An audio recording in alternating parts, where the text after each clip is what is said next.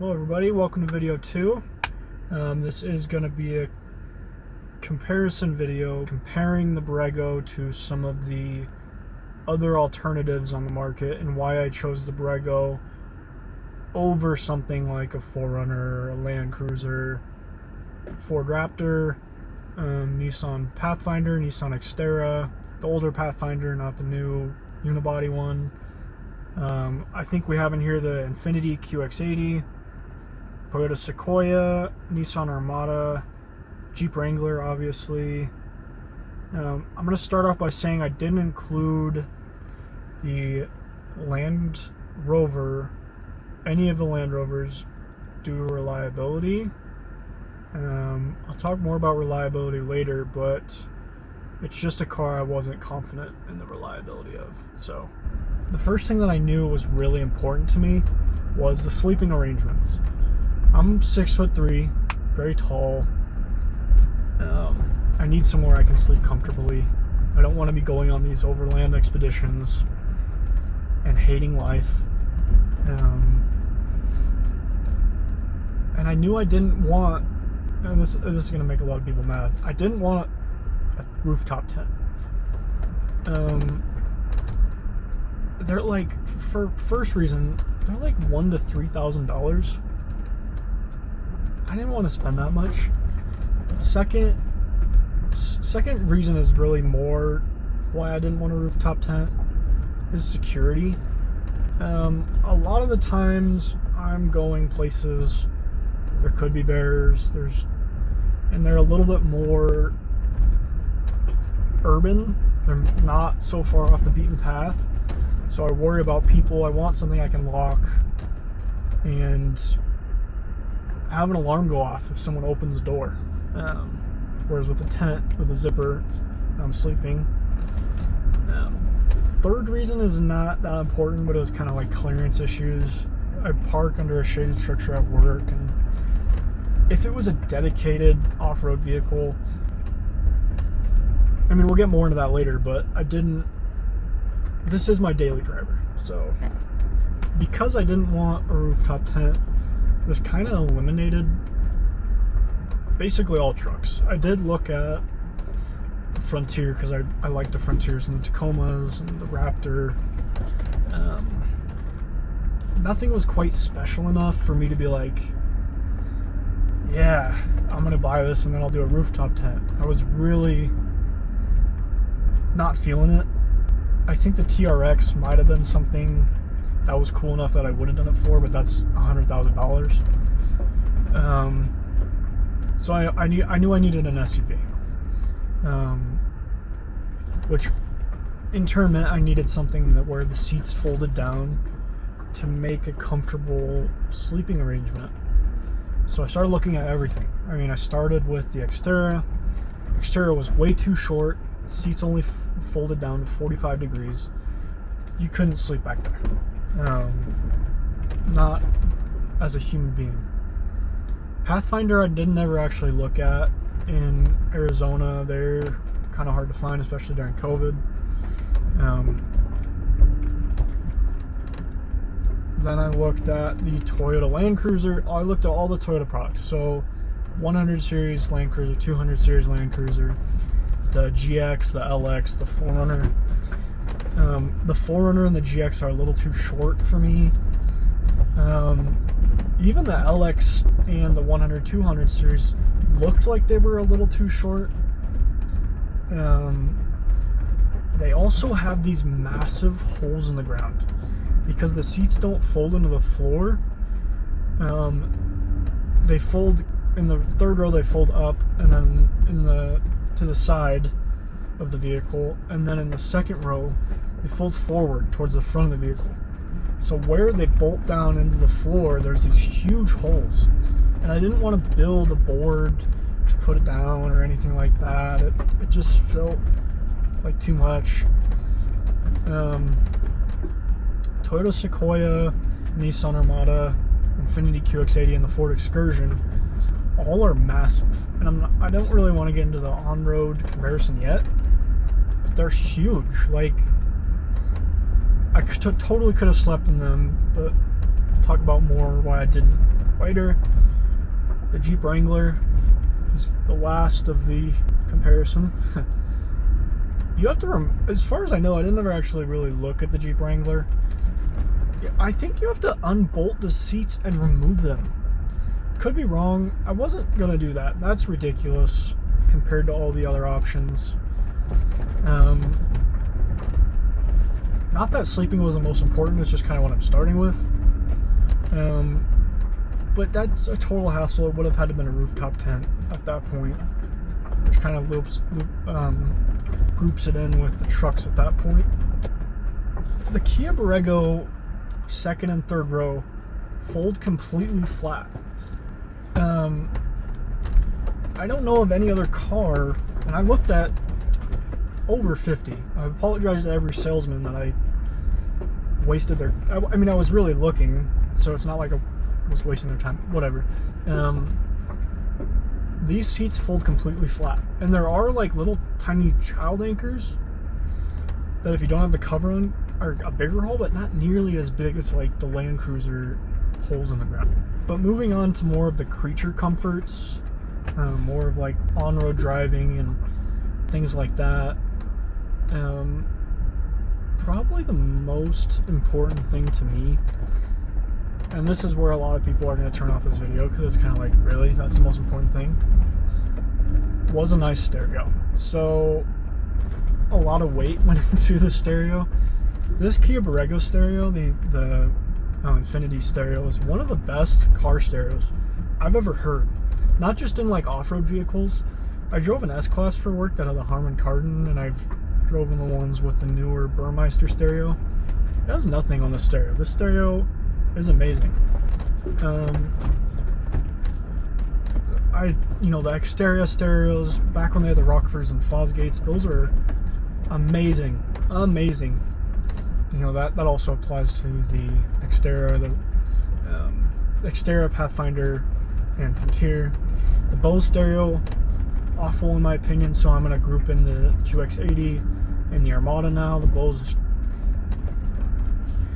not the best. Now talking about the Toyota products, the JBL systems, again, one of the best stereos in my opinion. The Land Cruiser are easier to find those. The Sequoia and the Foreigner is kind of harder. You have to do a little bit more digging to find those. A little bit more expensive. And I'm pretty sure you have to get the limited model, which I wasn't too excited about. I wanted more of a TRD if I was going to go that route. The TRD stereo regular one is not. It's nothing. It's decent. It plays music. That's it. That's nothing compared to this. Ford Excursion, just older stereo, not anything to write home about. I did only look at the first gen Raptor with the Sony stereo and the V8 because the second one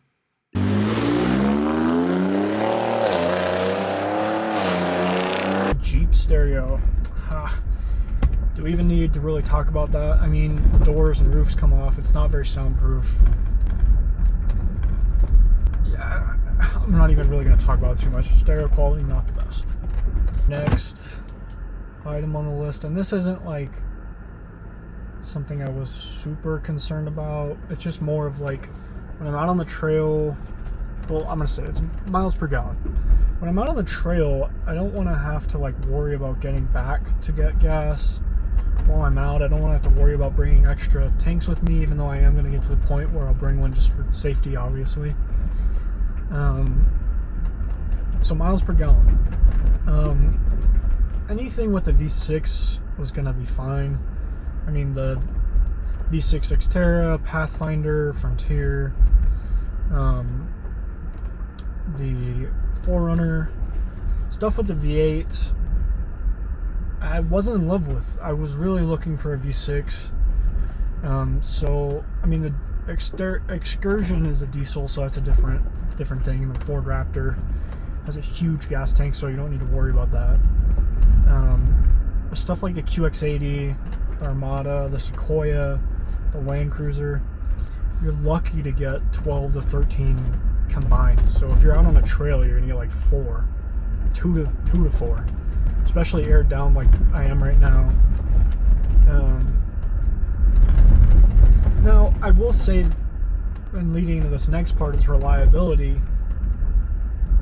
In my opinion, V8s across the board are just more reliable. If you look at the top 10 most reliable cars in the world, I think 6 of them are V8s, and the most important one is the Land Cruiser. I mean, unparalleled reliability with the Land Cruiser. 4Runner is probably next on reliability. So everything that I was kind of looking at and I've been talking about, relatively reliable, except for the Jeep. The Jeep, in my opinion, because I was looking at the 2-liter, that's a Jeep that just waved at me, sick. Speaking of Jeeps, if I was going to get a Jeep, I would have got the 4-cylinder turbo, which reliability on that, my uncle owns one. He's had to bring it into the shop like 7 times in the last year. It's a year old, by the way. Not very reliable. Good gas mileage, probably the best gas mileage of actually anything on the list. I think it's 22 and 24 for that vehicle. But yeah, just not at all very reliable, not confidence inspiring it at all. And that brings us to the Kia reliability, right? And the Kia miles per gallon. So the Kia, the only comparison that this Borrego was ever in by Motor Trend back in 2011, the AC broke while it was on the comparison. So it got dead last. It was 120 degrees outside where they were testing. I think it was in Death Valley or somewhere. The Borrego got dead last against a V6 Pathfinder, a V6 4Runner, and a V8 Grand Cherokee, because they're all similarly priced, and it was a V8 Borrego. The V8 Borrego got the best gas mileage of all 4 cars, which is kind of crazy to think about, a V8 Borrego doing better than the V6 other options. But I will say this, as a V8 Borrego owner, I get better gas mileage in my V8 Borrego than my V6 Borrego. And I had like a suspicion of that, and then I checked the EPA ratings on these, which I'll put on the screen now. It is actually better in the V8 Borrego. Segueing into the Kia reliability, you're gonna get a lot of people that tell you a lot of different things for Kia reliability. You know, we owned a Borrego and put it up to 170,000 miles.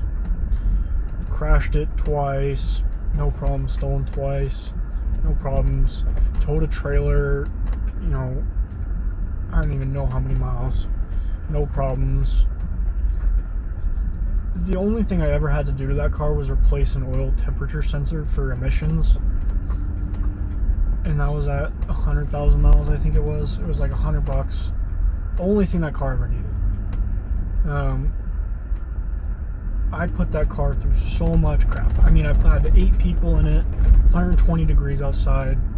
Suspension was on the ground because we had so many people in it, like football players. And full throttle, like all around town. Never broke an axle, never overheated, never anything. The car just went through hell and was fine. Like, I seriously mean that car was on par with Toyota reliability or Hilux reliability. You've all seen the video of Top Gear just trying to destroy that Hilux and it still runs afterwards. That red Kia has a similar story. It's been through everything. On the other side of that coin, Motor Trend did test the V8 and the AC broke on that test. Brand new car back in 2011. I bought this car, and I will save all the problems for the buying process of this car, but it has problems, I'll say that. Next, getting into kind of off-road comfort and price. I'm going to do those two together.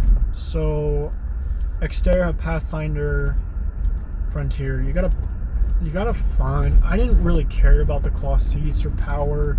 I just really wanted the Rockfords and Fosgates. You can get the Pro 4X Frontier with that. Xterra, I couldn't even find one with the Rockfords and Fosgates. Pathfinder, I couldn't even find one under 15,000. That was not crap. Same thing for the Xterra and Frontier. It was really around 15,000, and I knew I was gonna have to put another 15,000 into it to do what I want. You know, big tires, a lift, walkers, all those types of things. And I kind of use 15,000 as a baseline for all of the next cars I'm going to talk about in terms of upgrades. Land Cruiser, even more expensive, obviously, the 200 series. For a 2009, same as the Borrego, same miles, up around 140. You're looking at $40,000 to $50,000 for those cars right now. I wasn't comfortable spending that. The 100 series was a little better to get. I looked at a 2000. Whenever they went to the higher horsepower engine, whatever year that was, I was looking at those. You know, they were 20 to 25,000 for 150,000 miles. Still, you know, we're talking about a 20-year-old car at this point. Not something I was too excited about, especially when I was going to have to spend another $15,000 on top of that to get it to what I wanted it to be. So that's kind of the pricing of why I didn't go with the Land Cruiser.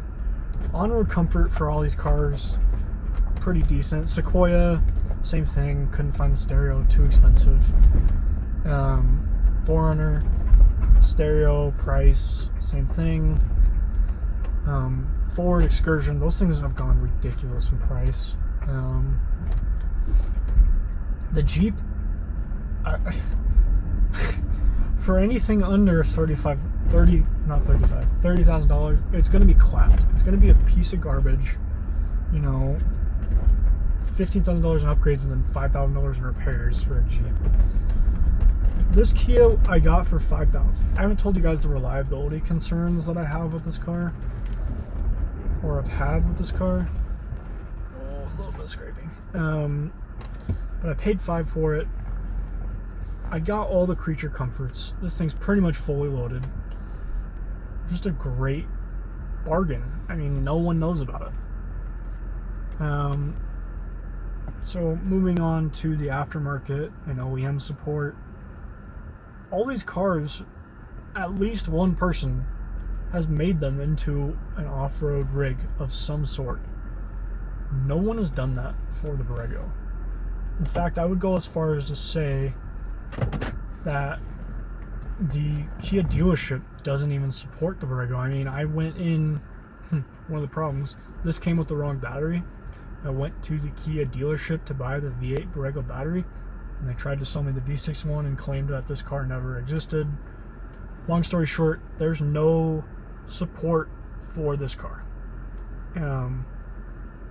None. And then finally, I think the off-road comparison between these two,